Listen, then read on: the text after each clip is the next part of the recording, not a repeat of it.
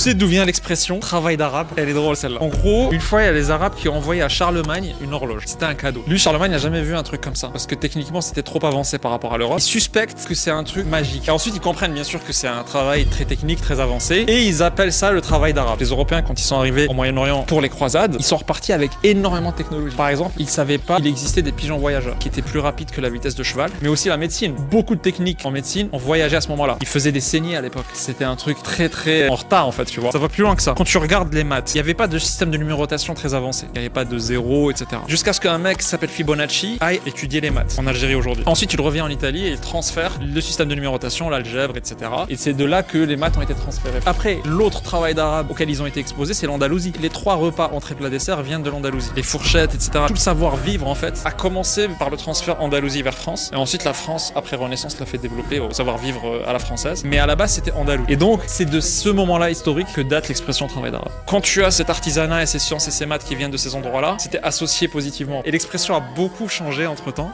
parce qu'elle est quasiment, veut dire l'inverse aujourd'hui. Mais c'est marrant de penser qu'elle vient de là, en fait.